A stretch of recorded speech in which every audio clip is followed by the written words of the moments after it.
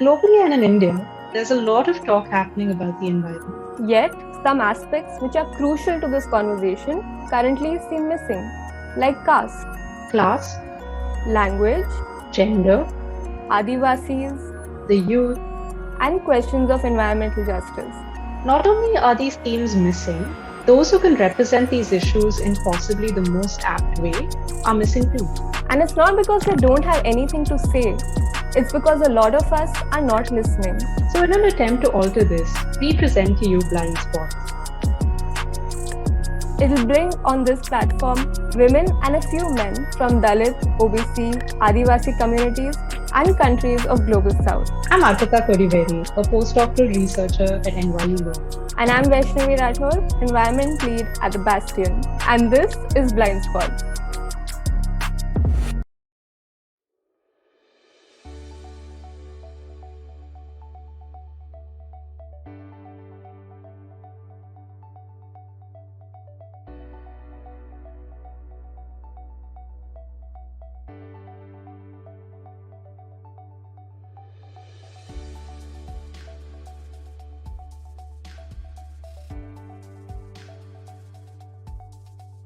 What do you see the role of courts as in the broader environmental governance framework?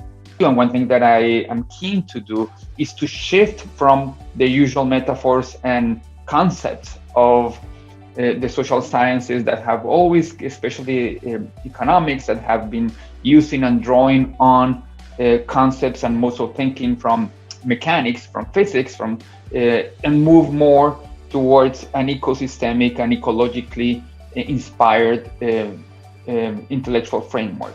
And from that point of view, we need to think of climate change and human rights and activism and litigation in terms of an ecosystem, right? And in that ecosystem, there are many species doing their thing. Scientists are doing what they need to do. Journalists are doing their part. And in this context, it is helpful and I think very important to ask, well, exactly what can lawyers, activists, and courts do? And the short answer that I gave in my recent work is, well, we need to use courts as prods. There is a great article by a professor at Yale Law School, Dr. Cesar, who uses the metaphor of prods and pleas, right? Courts cannot impose solutions or come up with the science. They're not policymakers, but they're not climate experts. But they certainly have been historically extremely helpful, and that's actually the role that I see for them as prods for other actors like government officials to do what is needed when they are failing to do their part. According to me, courts play one of the most important roles because I do see the implementation of environmental laws as one of the biggest challenges right now. In a lot of situations, you have the laws in place, you have everything in place on paper, but due to many reasons, those laws are just never implemented. And then it comes to the point where you don't have your authorities implementing an existing law or an existing norm, and that is the reason your problem is coming into place. You have no option but to approach a court, and a court is the only avenue that will actually have the authority to sort of strike down upon this and make it happen. So, yeah. Shomona adds an important point about using lower courts, something that she believes has been used only minimally. For every kind of social problem or socio-economic problem, people tend to just go to the writ courts. So whether it's the High Court or the Supreme Court.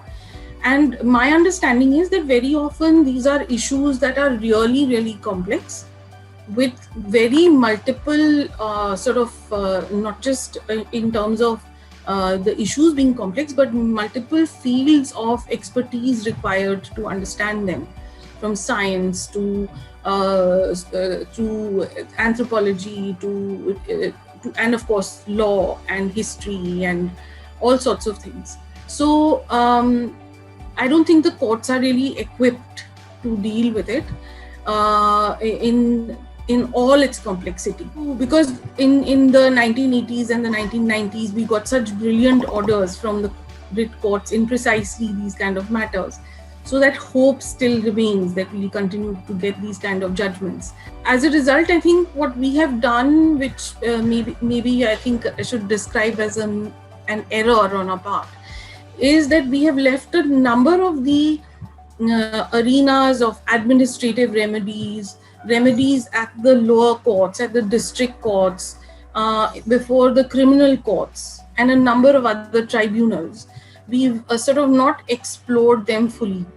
And in the recent years, I think certainly in the last 5 years or so, I've come to believe that those are the spaces where, especially when we're talking about people who are Adivasis and forest dwellers, those are the spaces that we must use, and we must use them to the fullest, because for people from these communities to come to constitutional courts is next to impossible.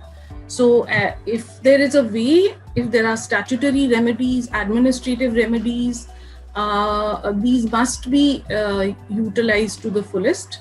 At the end of the day, everywhere, it's ultimately communities that bring issues to the attention of, say, courts or the government or anything for that matter. At the end of the day, government has to feel the need for bringing a change.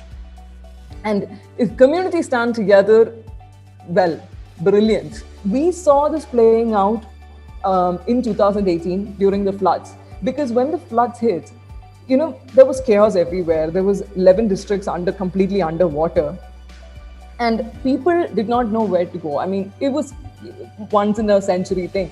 So LSDs were the government closest to the people, who could be approached by the people to take quick proactive action in line with the lay of the land, because lay of the land was very important in disaster management and environment, but disaster management specifically, because when the disaster strikes, you need people there on the ground who know the place.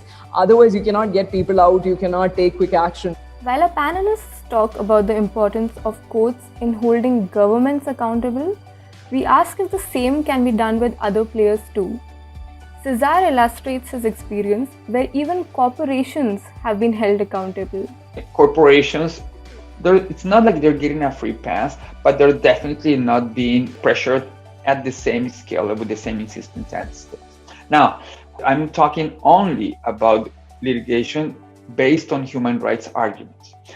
So that may partially, or that definitely partially explains the gap, because human rights norms have evolved mostly as an instrument to limit state arbitrariness, state power.